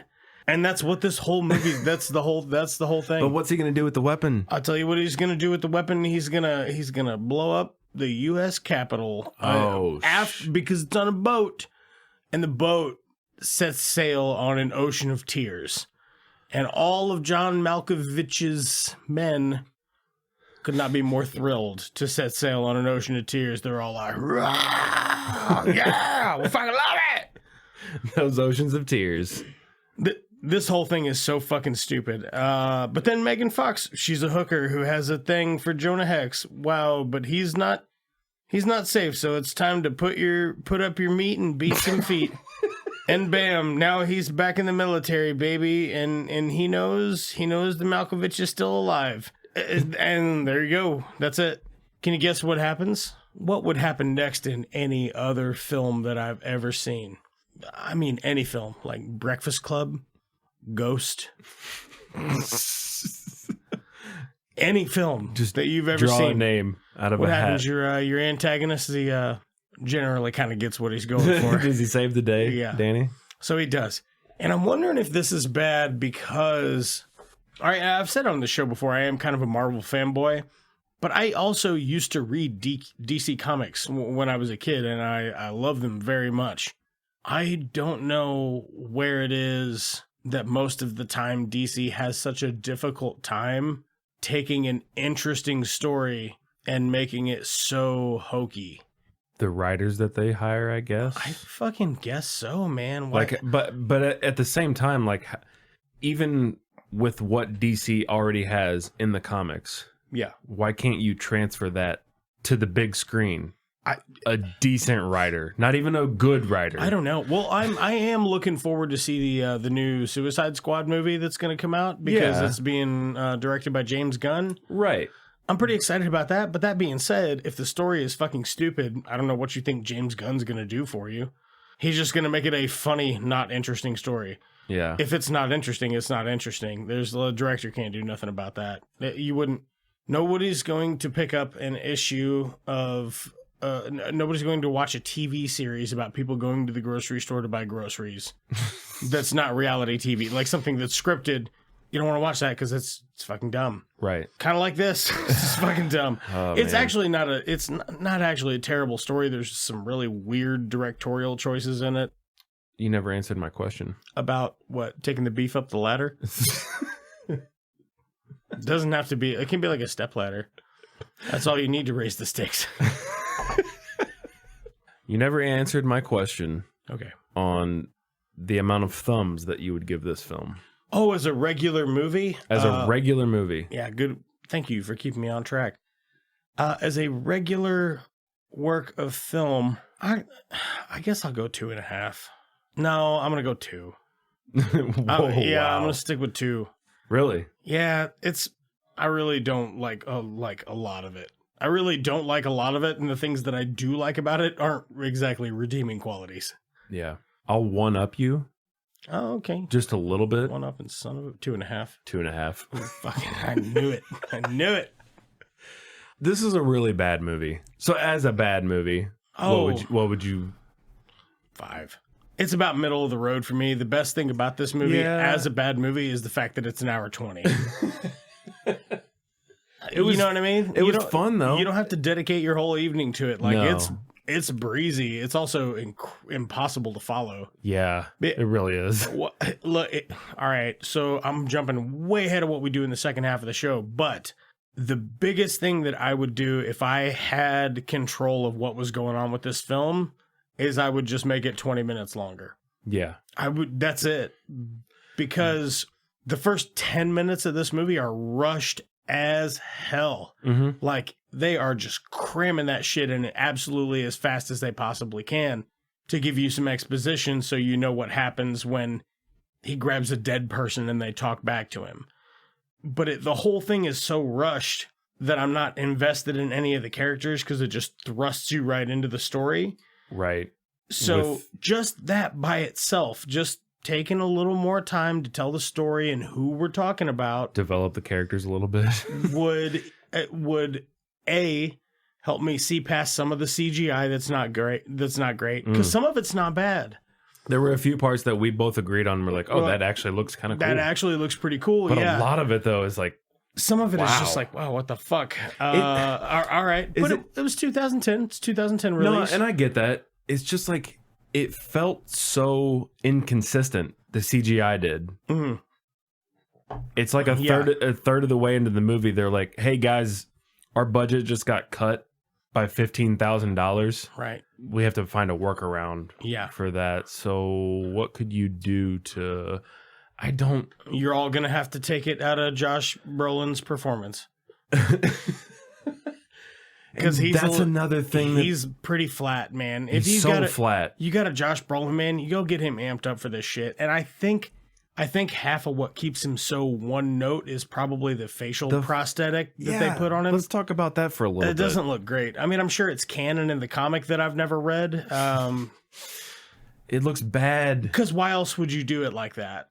Right. If it's not canon in the story, you wouldn't do that. Well, so he gets branded, right? Yeah, like the movie Branded. Yeah, such where a he's great got flick. the cows on the murder on the murder gazebo. Oh, you talking about Misha? Yeah. Oh man, such a good throwback. You know, he's a cowboy too because he's milking them.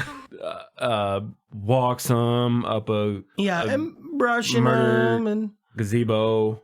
Milking them. Mostly milking them. Jonah Hex, man. Tell you what. Josh Brolin. How does Josh Brolin go from making No Country for Old Men? Oh, yeah. He went from that to this, didn't he? To Jonah Hex. Jesus Christ. That's. I think this is a thing where he probably signed off on the contract for the paycheck. I mean, once you sign it, you kind of got to do the movie. Right. Maybe the studio came in and changed a lot of the artistic voice in this. It seemed really oddly cut, and I think it suffered from. I feel like there's. Well, they have to. In an hour 20, there's no way to make it right. You can't squeeze all that into there. But why did they cut it like this? I don't know. Was it a budget and concern? Even part of the story, like John Malkovich has got a war boat. That seems unusual. For what do you mean? I mean, he's got a war boat. It's on an ocean of tears. It's really fucking hand-fisted. Like we said, there's a handful of effects that don't look bad. A bunch of it does look bad. The prosthetic face thing is got to go. I don't care if it's canon or not.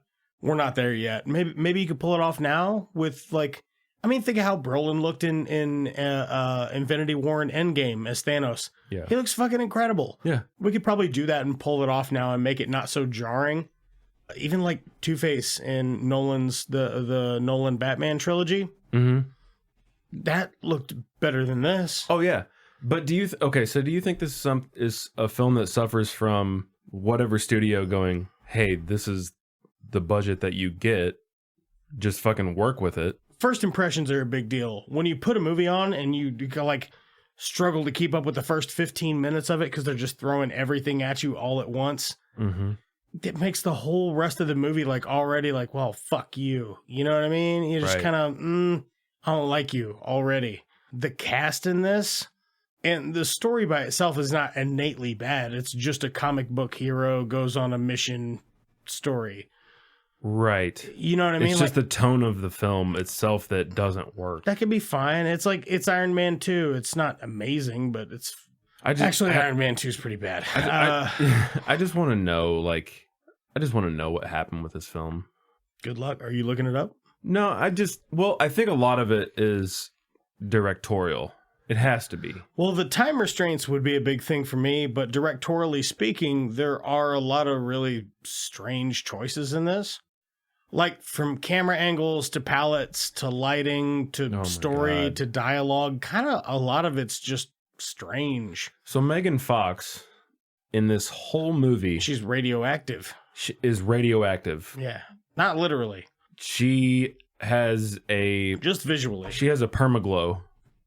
And this whole, that's what it is. It's just a permaglow. It's permanent. Yeah. That's what it means. It's in every camera angle in every scene that she's in.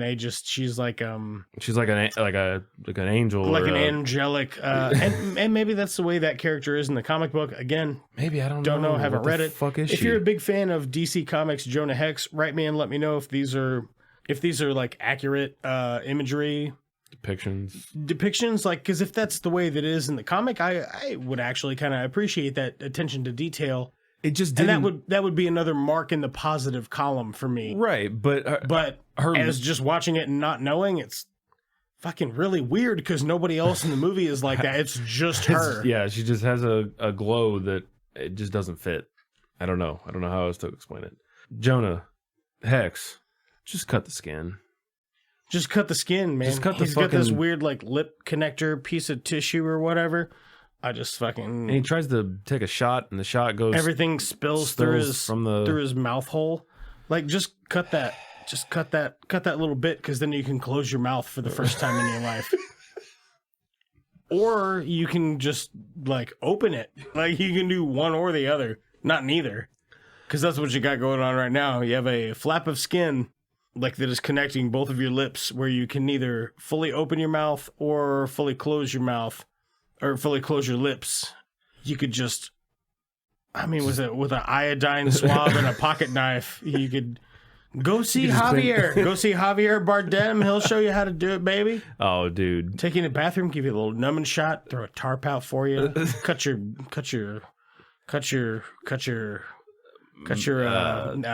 mouth. What do you? What would you call it? It's like a cheek. Take your index finger, put it right under your nose, right on top of your lip, and then move it over like 3/4 of an inch. And now on your bottom lip, in the same spot, just imagine you like poke a hole in both of those and then tie them together with a piece of string. That's what's going on. Just cut it. Just stop. You just cut it. Now, it probably looks pretty badass in the comics. Oh, like, I bet. It probably looks fucking like gruesome and gritty, which I'm down for 100%. But in this movie, for it to be a practical effect, it's not there yet. It just like it's a little obvious that it's bad. I don't know what else to say about it. It's obvious it's not good is the problem. Who wrote this fucking thing? I don't know. You fucking tell me. You're the one with the smartphone. Hey, you've got one of those too, Danny. Hey, listen. Why don't you? All right. So we have Mark Neveldine did the screenplay. Mark what? Neveldine. Oh, okay. Brian Taylor, screenplay. Okay. Sounds like William Farmer. Fake story. Sounds like fake name. Fake name. John Albano. Also fake name. Tony DeZungia. Okay, so the last two are... Are you just making up names, or are you reading these off? No, I'm literally reading You're reading these. them? Okay. Yeah. All right, all right. The last two, characters appearing in magazines published by DC Comics. So John Albano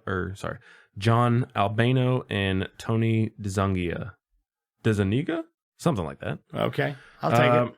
They are the original writers for the actual comic? Yeah. Okay. And I'm sure, like I said, the story itself, it's got good bones, it's got legs, you know what I mean? You can make it a thing that's not so... fucking stupid. Yeah. Yeah. This film suffers from tone, direction, it's got a budget, obviously. It needed a little bit more money, I think, and a little bit more time. Yeah. Suffers from a lot of things. God damn. That's a lot of stuff. That's a lot of stuff. Yeah. I wasn't hating Michael Fassbender's character in this until he was in it more. 100%. Just the 100% characterization. Agree. He's cheeky. He's kind of a sicko, but he's got this really outrageous outfit on, and also a crazy like chest, facial, neck tattoo. One of them's got to go. I don't care. I don't care which one. Just get rid of one of them. Yeah, just pick one of the two. Other than that, I thought he was all right, I guess, until he was in it more. Jeffrey Dean Morgan's in this, by the way. Oh my God. Another quick call. Did you like that shit? So I didn't. Okay, so you called JDM. Oh yeah. As I would like to. Yeah. Because we're buddies, JDM and I. Yeah. Jeffo. So we call him. I did not believe you when you called that. I was like, yeah, that guy does not fucking look like JDM. It's just awful lighting. And it's just, that's what it was, because just really bad eventually lighting. You see his face, you get a full frontal, as they call it in the business. Yeah.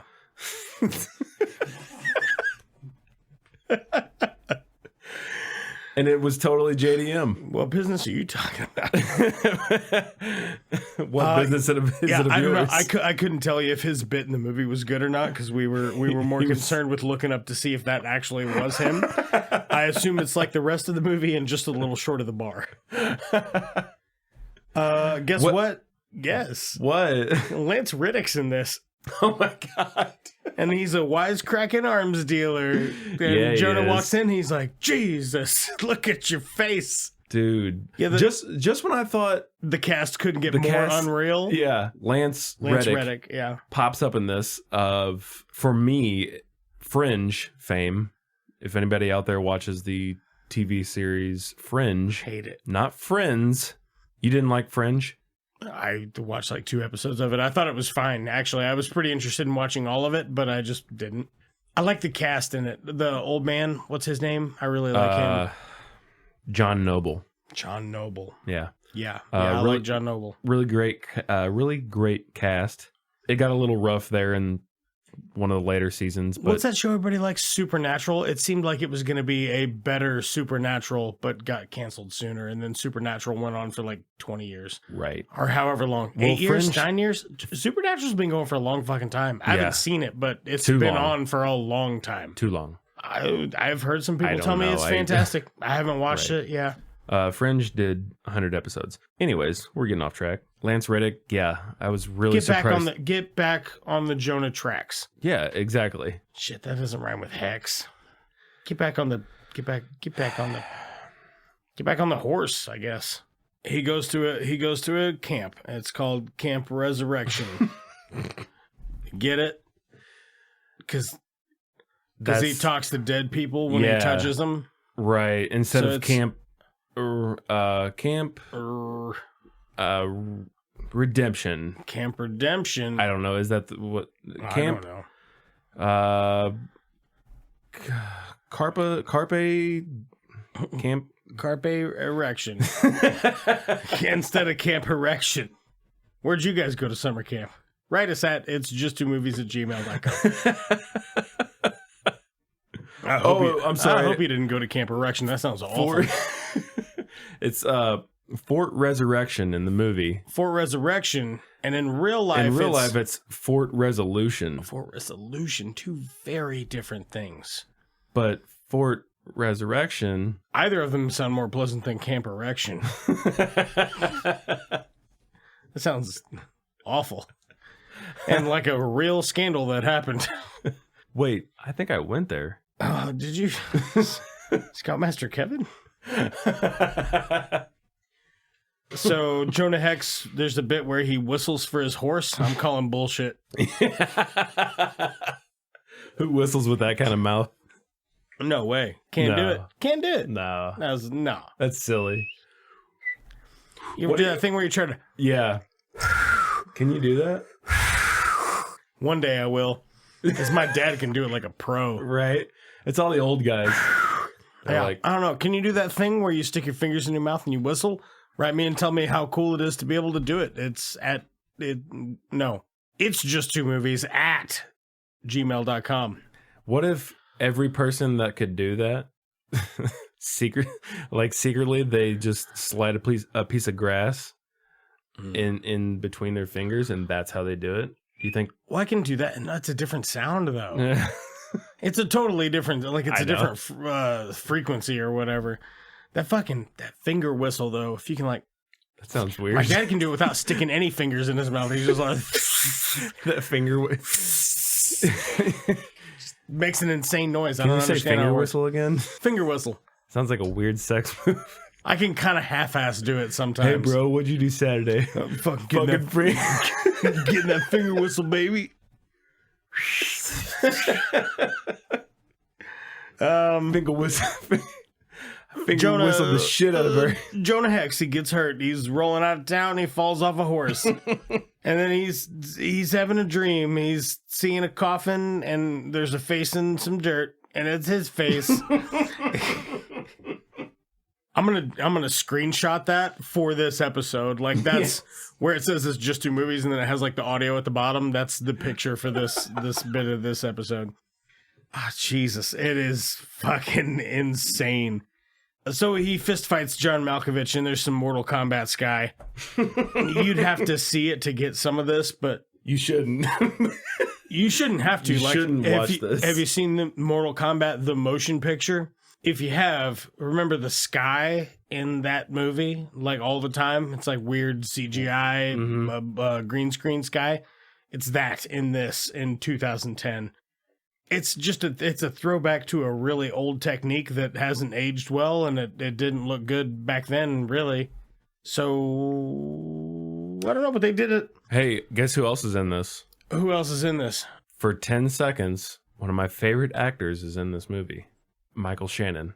I never did lay eyes on him. I was writing something down. And you're like, did you see Michael Shannon? I thought I had. So you remember, but I kept waiting to see him again because I'm like, why would they bill him if they're only going to show him for 6 seconds or whatever it was? Because it's fucking Jonah Flex, baby. Jonah Flex, baby. Michael Shannon is in this film for literally 10 or 15 seconds. He is. You remember the fight scene with the gremlin and the human man / acid. That acid came face, from his acid teeth guy. Yeah. Acid teeth, skinhead, worm man. Yes. Versus regular man. Exactly. Michael Shannon is the ringleader in that scene. I love it. He starts the fight. I'd watch that movie. I wouldn't. It wouldn't be on the ass end of this show. Probably would be okay. What a cast. So Jonah Hex, Mortal Kombat's guys, he's having a dream, and then he's like almost dying. And then surprise, surprise, like every time some American Indians, not sure what tribe, they find him and they're like, hey man, come on over. You ever done DMT, bro? And they just get him high as a kite, and he has all kinds of weird fucking nightmares while he's healing. I suppose it's supposed to be like a fever dream, but I mean, they're like blowing all kinds of smoke in his face, and he's clearly inhaling it. Like, there's a lot of imagery of him just doing drugs with Indians, which, back then, fucking what else are you going to do? Saturday night, you could either listen to the coyotes or eat some weird cactus with some Indians. All right, more power to you, I suppose. Eat some coyotes or... eat some coyotes or fucking you could eat like a Tex-Mex if you Jonah Hex. I don't know. Nice. There's a bit where he's having a dream about whatever, and he wakes up from the dream and screams, and they do this weird like zoom in vibrating camera thing. And I got to tell you, that is the shit that I get out of bed in the morning for. That's at the point during production when they were like, all right, fuck, it's a comedy. We're making a comedy. Oh, man, it is not supposed to be. It got put in this movie out of spite. Somebody goes, oh, you want me to fucking cut it down to an hour and 20 minutes, huh? I'll fucking show you. Fuck you. DC, motherfuckers. Yeah, I don't know. It's really weird artistically. A little later in the film, there's a fire fist punch, and then he kills Fassbender double style because he kills him and then he kills him. Oh yeah, he kills him and then he brings him back. But is he still dead? No, he kills him as a man, and then he grabs him as a ghost or as a dead man, where he like resurrects him. But he brings him back. Because it's Fort Resurrection, not Fort Erection. Well, he's got. That's Camp Erection. He's got an erection but it's Fort Resurrection, and he's resurrecting the Fassbender, and he's like, "Listen to me." Now, is that Michael Fassbender? We're about to have his brother Clyde? We're about to have some Jonah sex. And then he punches him in the face and kills him as a ghost. You remember that scene where Jonah... Probably not. was it Jonah and John Malkovich's character are having sex? No. Where the way they're like, one's riding on top of the other. Oh, yeah. You're like, are they banging? And it really looked like... Like, I don't know. Brolin was kind of like, had his back arched in, his lower back arched in. And it looked like, I don't know. It looked like a short film I've seen before. It might be. A short film. With better camera work, I'll tell you that. Oh, my God. Then there's an explosion on the Sea of Tears. Yep. It looks better than any of the other explosions. Oh, yeah. If you have to, like, blink for a long time or just not pay attention to them or look at your phone, the rest of the explosions are worth that. The one on the Sea of Tears doesn't look bad, though. Yeah, it was fine. Yeah. The other explosions were not great, though. Then there's more Mortal Kombat sky filters with weird camera filters. I guess they're necessary at some point so you can distinguish the dream from the real world. But they are all kinds of fucking awful. And then there's bad CGI. And then there's another scene with bad CGI. And then the scene after that, it's also not good. And the part about it that's bad is the CGI. And then the movie ends. Thanks for tuning in. You're welcome. Have a good night. So I think the best part of the film It had to be the saddle-based Gatling guns, even though they looked Oh, that's right out of the gate. terrible. I didn't think they looked Maybe that not bad. I'm sorry, not terrible. They're It's very just- like real kind of shoehorn steampunk. Yeah. Like, how does that work specifically? This is 2010. This is like the height of steampunk. So we poorly we went through this film poorly. What would you do to fix this movie? I would give it another 30 minutes and I would double the budget. Double the budget? I would double the budget and I would get John Malkovich out of there and give me, I need an older general type. Give me like a Russell Crowe maybe. Classic. You know what I mean? But would you keep it a serious film? If you're going to go full tilt comedy, you can keep it an hour 20 and you can actually save money on the cast and spend more on the CGI pretty easily. Like I would give it give me a Jim Carrey instead of the Michael Fassbender, for instance. As far as John Malkovich goes, I just don't like him in this. I love John Malkovich. I just don't like him in this. Yeah, 100 for sure. 100. 100. If we were going to remake this as a comedy and we wanted to replace John Malkovich, We get Paul Rudd. nope. Listen, Okay, Hear me out. I'm listening. hear me out. From Scary Movie 2, Oh shit. we want to get Chris Elliott Yeah, the strong hand. as Hanson Yeah.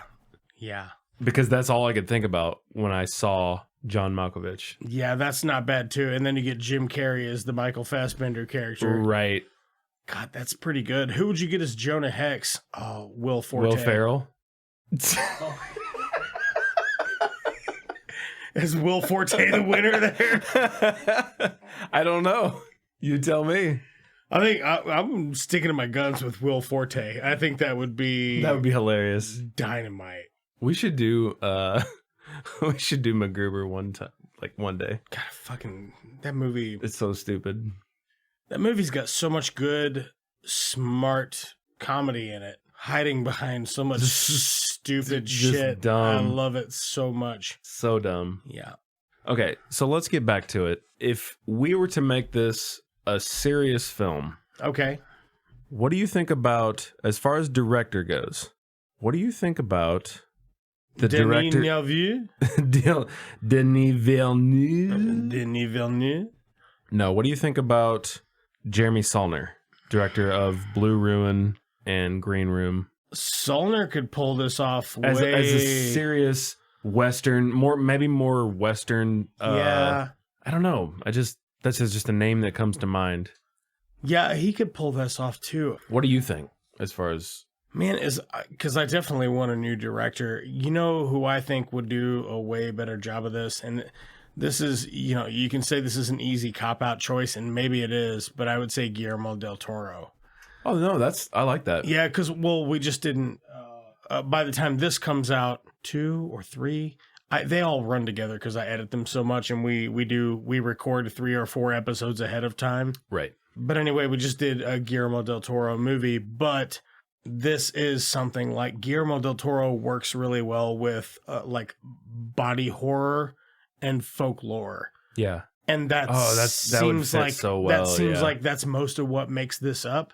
But yeah, I would do Guillermo del Toro. Have you ever seen Pan's Labyrinth? Yeah. Oh, yeah. It's like one of my favorite movies. It's and amazing. Like that bit where the guy fucking cuts his face wide open while he's shaving and shit. That could walks hand in hand with the Jonah Hex thing. It needs a better director. It needs to be 30 minutes longer to be a serious film, and it needs a bigger budget. As far as the actors themselves are concerned, I think you could use Josh Brolin. I think Josh Brolin genuinely is fucking fantastic. You could keep any of those actors. They just need... I don't feel like John Malkovich fits in there. I'd like to replace him if possible. But I'm not gonna die on that hill. So What was your choice earlier? I don't fucking know. An older guy. Well, what if the movie had 2 turntables and a microphone, and you could just call it Jonah Bex? Got him. Still got it. Still got it. No, It wasn't Jeff Bridges, was it? No, it wasn't Jeff Bridges. Jeff Bridges would be better at it. The other... I don't know. Give me another Josh Brolin. Give me a fucking... It doesn't fucking matter. Benicio del Toro. God, another guy. Damn it, Daniel. Tommy Lee Jones. No. Go back. Let's listen to it. Take it back. Take it back. Because it's only got to be a little bit older. He's only got to be like 10 years older than 2010 Josh Brolin.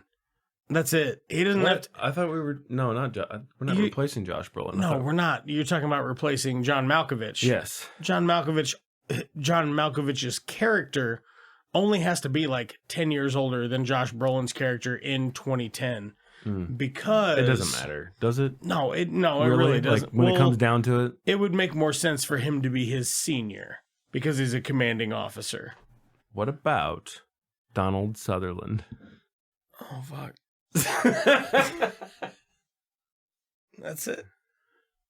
Oh, God. What was the song? I was going to bust into the song we started out, but I couldn't remember what it was. All my hexes live in Texas.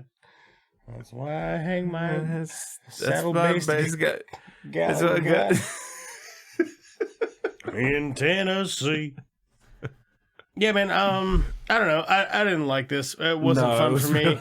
It had a little bit of charm. I had fun beating it up. Did you give it a score as a bad movie? I know you scored it as a regular movie, but did you score it as a bad movie? Would I give it a 2.5 as a 2.5? regular? I think as a regular. Yeah. Yeah. As a bad movie? Yeah. It almost wasn't even fun. Like, it was...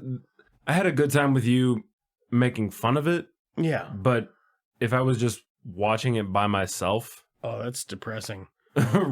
Right. What were we talking about? Just get Jeffrey Dean Morgan. Get Jeffrey Dean Morgan to play Jonah Hex, and then get... That's not bad. Get Josh Brolin to play Michael Fassbender, John Malkovich. Oh. And then get Michael Fassbender to play in a different movie. And then get, like, I don't know, Garrett Dillahunt. Jonah Hill. Jonah Hill. And just make it this is the end. Jonah Hill would be in the funny version, I think. Didn't you say you knew a way to end the show? You said something about sword fighting earlier. You guys aren't going to start sucking each other's dicks, are you? Let's all talk! We're a one-eyed Batman! Can I make a suggestion that doesn't involve violence? Or is this the wrong crowd? Maybe we should call in a bomb threat to Houston. I think it's free beer night at the Astrodome. The Jedi, Bob. We don't fight with guns, we fight with our mind. Cousin, businesses are booming. That is one big pile of shit. Jog on.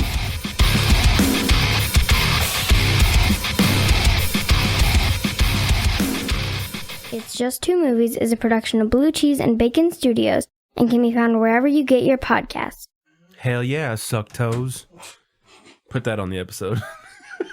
Put it at the end. Hell yeah, suck toes. It's from something, I don't... 3, 2, 1. All my hexes live in Texas. And that's why I hang my saddle-based Gatling guns in Tennessee. Hey! Well, up You until were born we for it, or you were born... up until we started doing it, I thought it was just here to like jerk off and get drunk. So, Oh, that's a lot of it. most of Everybody's got to be good at something, though, right? NGL, you know what I'm saying? A little fat, clap. NGL, that means Not gonna lie, never give lemons. it's a rule of thumb. That's what I thought it meant. Yeah. And a rule of thumb means you measure things exclusively in thumbs. And that's how we do it on the show. Speaking of thumbs. How many thumbs would you give this bit that we're doing right now? Oh, it's a solid bit.